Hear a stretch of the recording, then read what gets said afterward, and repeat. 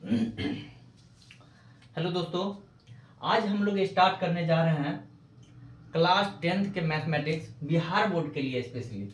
ठीक है, हालांकि आप लोग चाहे तो ये सीबीएसई बोर्ड के लिए भी यूजफुल हो सकता है, लेकिन ये मेनली जो है हम लोग बिहार बोर्ड के लिए बना रहे हैं, क्योंकि बिहार बोर्ड वाले का जो एग्जाम का डेट है, एग्जाम डेट ये 18 फरवरी को है।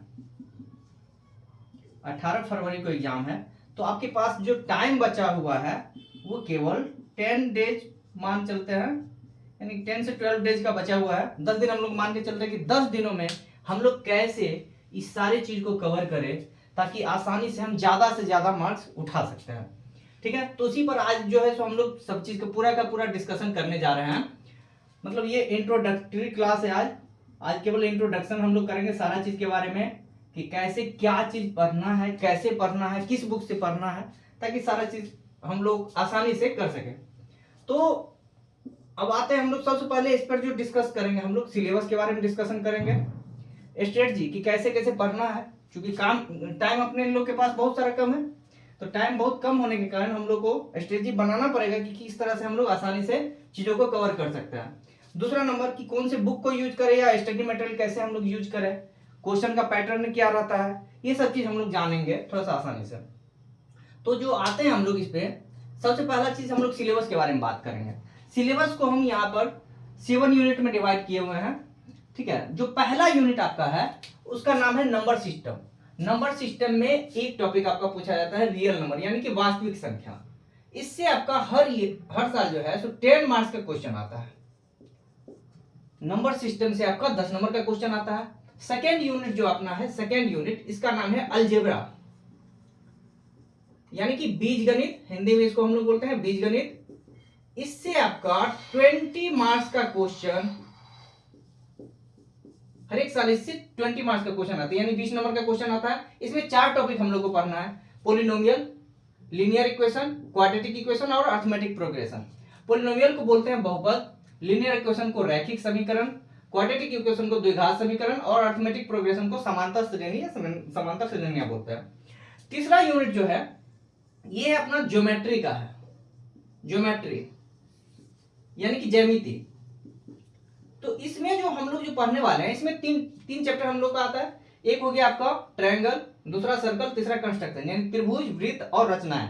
इस तीनों के बारे में हम लोग जानेंगे। और जो इसके बाद जो एक और इंपॉर्टेंट, इससे आपका जो पूछा जाता है, इससे 20 मार्क्स है, और ज्यामिति से भी आपका 20 मार्क्स का पूछा जाता है, इससे भी 20 मार्क्स का पूछा जाता है। अब आते हैं नेक्स्ट, आते हैं हम लोग ट्रिग्नोमेट्री। ट्रिग्नोमेट्री में आपका हो जाता है 2 चैप्टर इसमें पढ़ना होता है, एक ट्रिग्नोमेट्री और एक इसका एप्लीकेशन, यानी त्रिकोणमिति और त्रिकोणमिति के जो यूज हम लोग कैसे कैसे करते हैं, अनुप्रयोग क्या होता है, एप्लीकेशन को ही हम लोग अनुप्रयोग बोलते हैं। तो ये चीज हम लोग को पढ़ना है। एक पढ़ना है कोऑर्डिनेट ज्योमेट्री, इससे भी 10 मार्क्स का क्वेश्चन आता है आपका। कोऑर्डिनेट ज्योमेट्री मतलब हो गया निर्देशांक ज्यामिति। स्टैटिक्स प्रोबेबिलिटी, इससे भी 10 नंबर का क्वेश्चन आता है। स्टैटिक्स प्रोबेबिलिटी से भी 10 नंबर का क्वेश्चन आपका आता है। ट्रिग्नोमेट्री से जो आपका आता है, इससे 20 मार्क्स का क्वेश्चन आता है, इससे 20 मार्क्स का क्वेश्चन आपका आता है ट्रिग्नोमेट्री से। अच्छा, इसके बाद जो लास्ट एक जो पढ़ना अपना है वो है मेंसुरेशन। मेंसुरेशन यानी कि क्षेत्रमिति, मेंसुरेशन यानी कि क्षेत्रमिति। तो मेंसुरेशन से भी आपका 10 नंबर का क्वेश्चन इससे भी आता है, यानी कि टोटल आपका हो गया।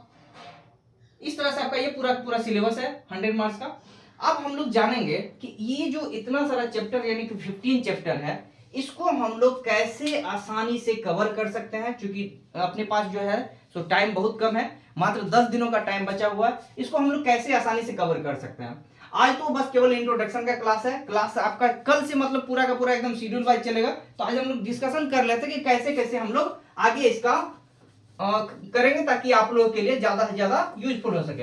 तो आते पहले स्ट्रेटजी के बारे में हम लोग थोड़ा सा बात करते हैं।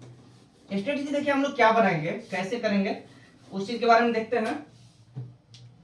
जो सबसे पहली बात है कि आपका जो क्वेश्चन का पैटर्न है वो है 50 ऑब्जेक्टिव रहता है 50 नंबर का, और 50 मार्क्स का आपका सब्जेक्टिव रहता है। 50 मार्क्स का ऑब्जेक्टिव रहता है, 50 मार्क्स का सब्जेक्टिव रहता है। मेरा जो पढ़ाने का तरीका रहेगा वो रहेगा, सबसे पहले हम आप लोगों को कंसेप्ट देंगे हर एक चैप्टर वाइज। नोट्स जो है पूरा डिटेल में आप लोग को लिखा दिया जाएगा। और इसका जो पीडीएफ है, इसका पीडीएफ आपको ऑब्जेक्टिव और सब्जेक्टिव दोनों का, यानी कि ये जो मतलब ये जो कंसेप्ट वाइज हर एक चैप्टर का कंसेप्ट वाइज पूरा डिटेल में नोट्स बताने के बाद इसका बहुत सारे क्वेश्चन का पीडीएफ प्रैक्टिस के लिए और जो क्लास में पढ़ाएंगे इसका भी पीडीएफ और प्रैक्टिस के लिए दोनों का दोनों आपको मिल जाएगा मेरे टेलीग्राम लिंक पे। टेलीग्राम लिंक जो है यही नाम आप सर्च कीजिएगा, विद्या आश्रय, विद्या आश्रय मिल जाएगा टेलीग्राम पे। ये मेरा चैनल है विद्या आश्रय, वहां आप इसको क्या ज्वाइन कर लीजिएगा, वहां पे आपको इस सब का पीडीएफ मिल जाएगा। अब देखिए हम लोग को कैसे कैसे करना है। जो स्ट्रेटजी जो हम जो बनाया है, एक तो ये आपका रह गया पैटर्न की किस तरह से आता है क्वेश्चन। स्ट्रेटजी मेरा है कि डेली का आपको दो चैप्टर का जो है डेली का वीडियो लेक्चर इसमें डाला जाएगा और उसका पीडीएफ भी आपको प्रोवाइड किया जाएगा, ठीक है। और अगर हम लोग 2 चैप्टर डेली करते हैं तो लगभग 8 डेज में हम लोग इसको कंप्लीट कर लेंगे। 8 डेज में, यानी कि कल से अगर हम लोग स्टार्ट करते हैं तो 7 से लेकर यानी कि मान के चलिए आप लोग 14 तक आपका समझिए ये चैप्टर पूरा कंप्लीट हो जाएगा, पूरा ऑब्जेक्टिव सब्जेक्टिव के साथ, यानी कि 14 फेब तक आपका जो पूरा ये चैप्टर कंप्लीट हो जाएगा। उसके बाद हम लोग क्या काम करेंगे, 15 से हम लोग जो है 15 फेब से 17 फेब तक कम से कम 3 मॉक टेस्ट हम लोग लगाएंगे। मॉक टेस्ट आप लोग को जो है सो यहाँ पर मतलब क्वेश्चन दे दिया जाएगा, बनाने के लिए सारा का सारा पूरा डिस्कशन किया जाएगा और उसको ग्रुप में डाला जाएगा। तो इस तरह से आप लोग का जो है सो बहुत आसानी से ये चीज आप लोग कर सकते हैं। अब हम लोग बात करते हैं कि देखिए सबसे ज्यादा होता है प्रॉब्लम क्या होता है कि बच्चा कंफ्यूज रहता है कि सर हम पढ़े कहाँ से, हमको ये नहीं समझ में आता है कहाँ से क्या करना है नहीं करना है, ठीक है। यानी बुक मार्केट में इतना सारा बुक है कि बच्चा बहुत ज्यादा कंफ्यूज हो जाता है। आपको क्या काम करना है, आपको कोई बुक लेने का जरूरत नहीं है। बुक तो ऐसे देखिए मेन रूप से हम लोग एनसीईआरटी हो जाता है, आरएसए हो जाता है, बहुत सारा बुक होता है ना। लेकिन आपको क्या काम करना है, बस केवल हम जो क्लास जो पढ़ाएंगे, ठीक है, उसका क्लास नोट्स इसको ढंग से बना लीजिएगा, ठीक है। और स्टडी मटेरियल जो आपको ग्रुप में जो भेजा जाएगा, बस उसको केवल आपको सॉल्व करना है। इतना भरोसा रखिए कि पूरा का पूरा क्वेश्चन आप बना सकते हैं। 50 का 50 ऑब्जेक्टिव आपको वहीं से आ जाएगा, ठीक है। ऑब्जेक्टिव पूरा पूरा वहां से आ जाएगा आपका। और सब्जेक्टिव में जितना जो चीज बता देंगे, सिलेक्टेड चीज ही हम आपको बताएंगे, जितना सिलेक्टेड चीज बताएंगे उतना ही आप कीजिएगा, आपका पूरा का पूरा बन जाएगा। बिल्कुल कहीं पर कोई तरह का आपको दिक्कत नहीं होगा। तो इस तरह से हम लोग इस चीज को स्टार्ट करेंगे। आज थोड़ा सा एक टॉपिक हम वैसे स्टार्ट करते हैं आपके लिए, अलजेब्रा का कुछ टॉपिक एक छोटा सा बस स्टार्ट कर देते हैं ताकि आप उसको आराम से थोड़ा सा रिवीजन कर सके। और कल से हम लोग सारा चीज अच्छा ढंग से और स्टार्ट करेंगे। आज एक टॉपिक स्टार्ट कर रहे हैं अलजेब्रा का क्वाड्रेटिक इक्वेशन यानी द्विघात समीकरण पे थोड़ा सा हम डिस्कस करने जा रहे हैं।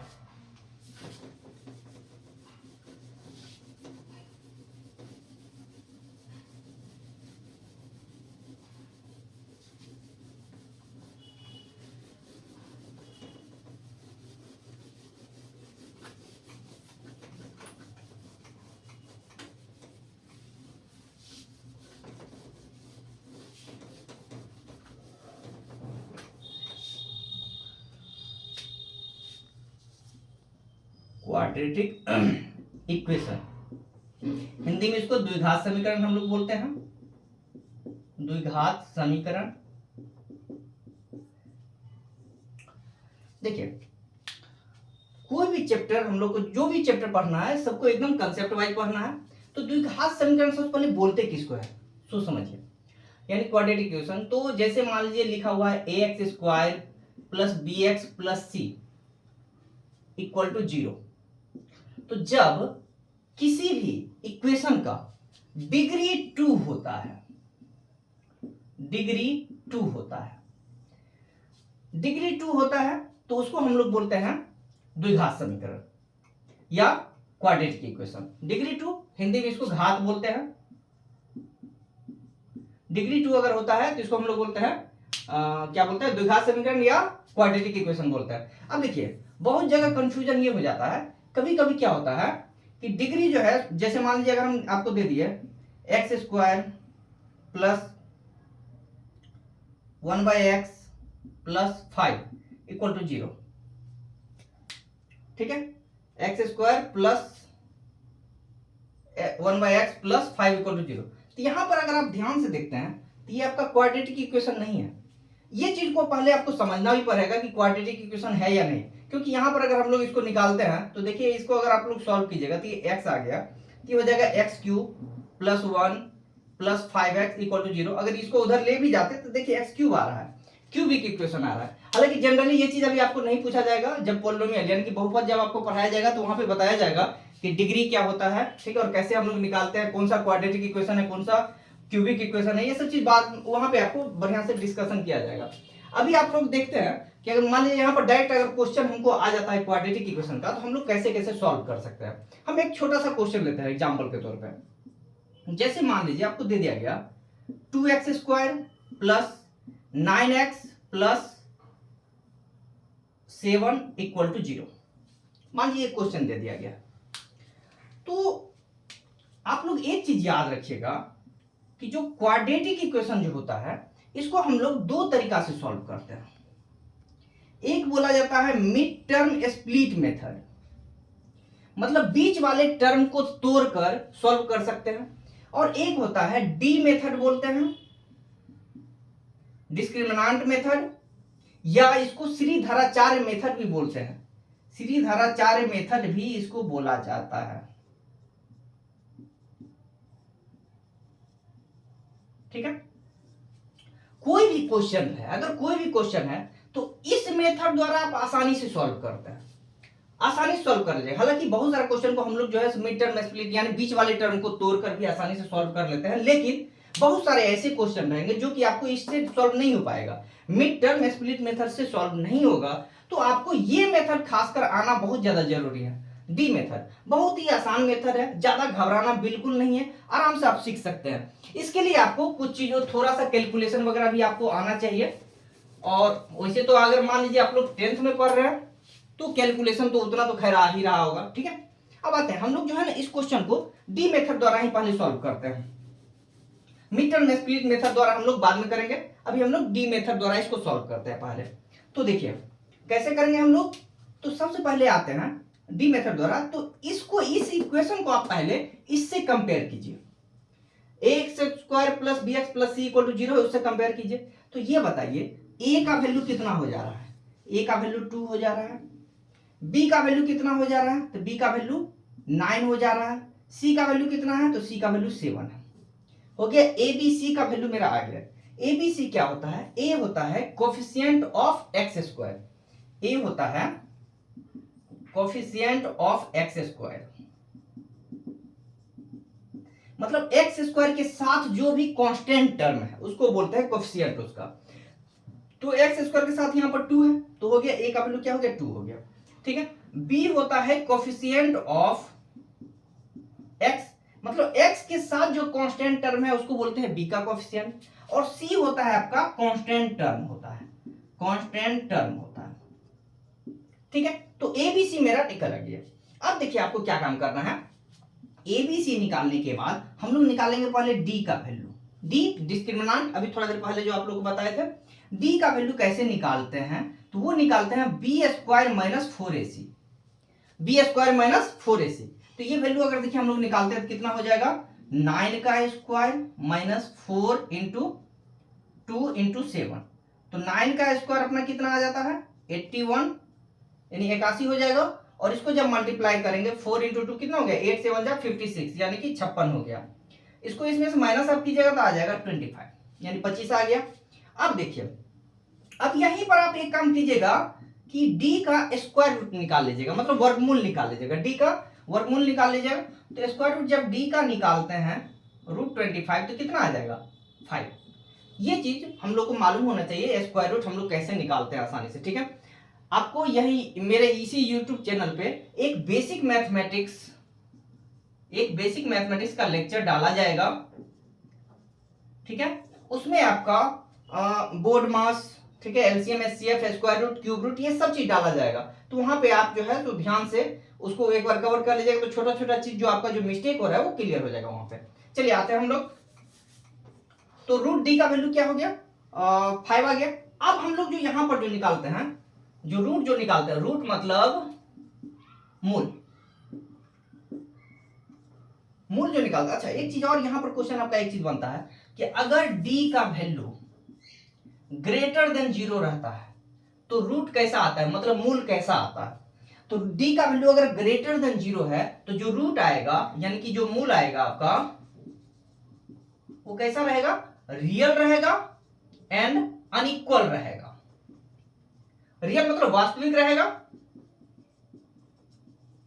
और अलग अलग रहेगा, भिन्न रहेगा, वास्तविक और भिन्न रहेगा। ठीक है, जब डी का वैल्यू ग्रेटर देन 0 होता है। अच्छा दूसरा केस ये याद रखिएगा नोट करके, क्योंकि आपका ऑब्जेक्टिव में ये आ सकता है। सेकंड है, सेकंड कंडीशन कि अगर डी का वैल्यू इक्वल टू 0 रहता है तब क्या होता है। तो अगर डी का वैल्यू इक्वल टू 0 है तो उस केस में रूट जो होगा आपका यानी मूल ये क्या होगा, रियल तो होगा ही होगा और साथ में इक्वल रहेगा, मतलब वास्तविक और समान रहेगा, भिन्न नहीं रहेगा, ये समान रहेगा। लेकिन अगर डी का वैल्यू लेस देन 0 आता है तब क्या हो जाएगा, अगर डी का वैल्यू लेस देन 0 आता है उस केस में मेरा इमेजिनरी रूट बनता है, इमेजिनरी रूट बनता है या कॉम्प्लेक्स नंबर का रूट बनता है। ठीक है, इमेजिनरी जो कि मतलब रियल ना हो उसको बोलते हैं हम लोग इमेजिनरी बोलते हैं। ये जो चीज है अभी जो हम लोग को जो क्लास 10th में सिलेबस है वो केवल इस दोनों पर है, डी ग्रेटर देन 0 और डी इक्वल टू 0। ये वाला चीज जो हम लोग को पढ़ना है ना, ये चीज हम लोगों को क्लास 11th में पढ़ना पड़ता है।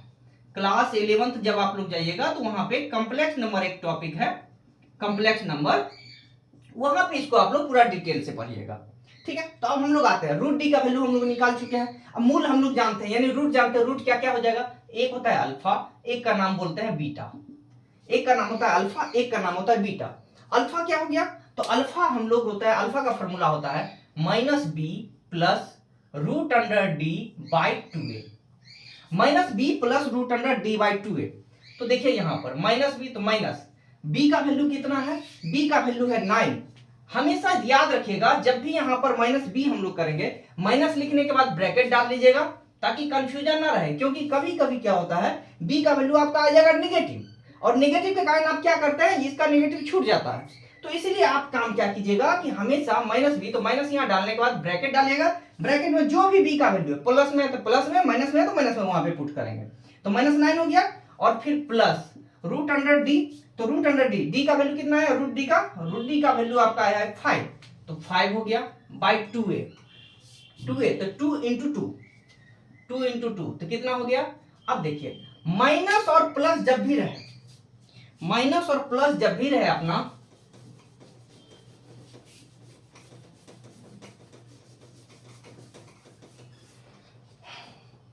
माइनस प्लस, इसका देखिए इसका कहानी क्या है, माइनस प्लस का कहानी थोड़ा सा आप लोग को याद रखना होगा।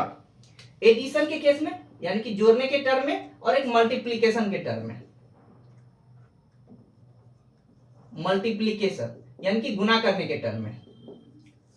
देखिए एडिशन के टर्म में क्या होता है, अगर प्लस को प्लस से अगर हम लोग ऐड करते हैं तो वो प्लस ही रहता है, माइनस को अगर हम लोग प्लस से, माइनस को माइनस से ऐड करते हैं तो प्लस होता है, लेकिन जो साइन रहता है वो माइनस का आएगा।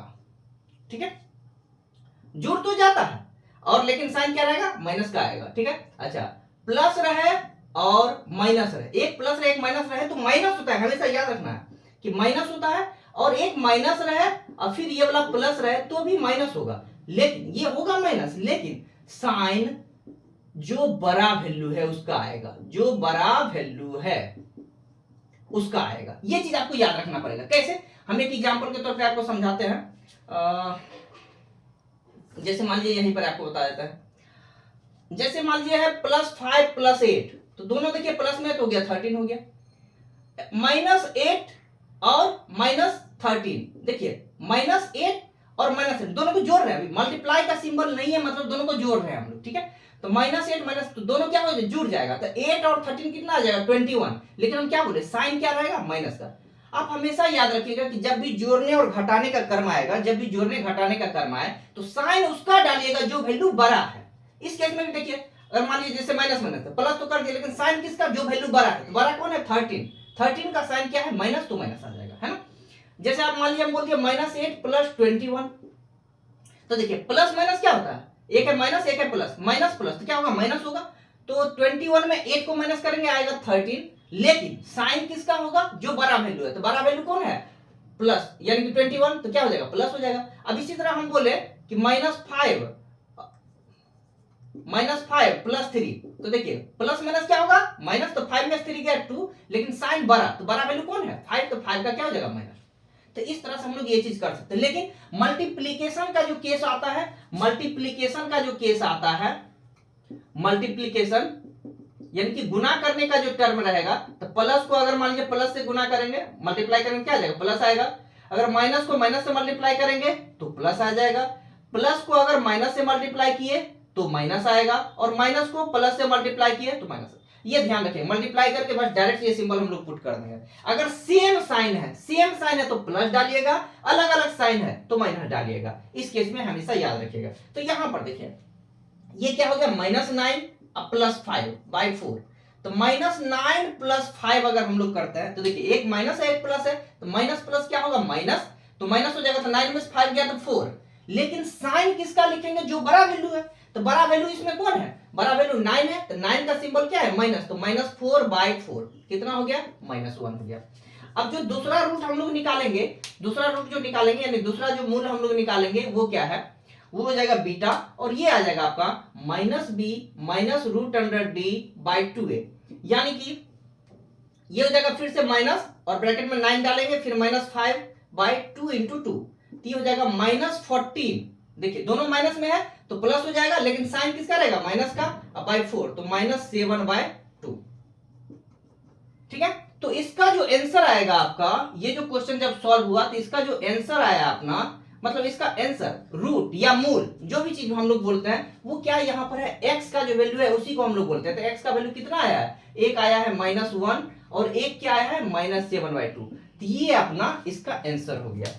ठीक है दोस्तों, तो आज का टॉपिक हम लोग यहीं पर फिलहाल रखते हैं। ठीक है, आप लोग को क्या काम करना है, क्या जो भी चीज पढ़ा दिया गया है या जो सिलेबस जरूर आप लिख लीजिएगा, एक बार सिलेबस को एक बार अच्छा ढंग से लिख लीजिएगा, और क्या बोलते हैं मार्किंग देख लीजिएगा कि कितना नंबर का कौन कौन से टॉपिक से आ रहा है, उसको ध्यान में रखिएगा, और टॉपिक को एकदम ढंग से, जो भी चीज पढ़ा दी, जैसे आज हम क्वाड्रेटिक इक्वेशन का ये टॉपिक जो आपको पढ़ाए हैं, इसको बहुत अच्छा ढंग से आप रिवीजन कर लीजिएगा। इस पर क्वेश्चन आता ही आता है आपका, समझिए 4 से 5 नंबर का इस पर आ जाएगा। अभी जो जितना चीज पढ़ा है, नोट्स अच्छा ढंग से बनाइए और रिवीजन करते रहिए, और ग्रुप में चैनल जो आपको बताया है टेलीग्राम चैनल विद्याश्रय, उसको आराम से आप जो है सो ज्वाइन कर लीजिएगा, और वहां पे आपको इसका पीडीएफ भी मिल जाएगा। ये जो क्वेश्चन जो अभी हम पढ़ाए हैं उसका पीडीएफ भी आपको वहां पे ग्रुप पे डाल दिया जाएगा। अच्छा ढंग से मेहनत करना है, मेहनत कीजिए, आपका रिजल्ट श्योर है। सारा टेंशन आप मेरे पे छोड़िए, आप केवल मेहनत कीजिए, आपको पूरा का पूरा रिजल्ट बहुत अच्छा ढंग से दिया जाएगा। ठीक है, थैंक यू आज के लिए।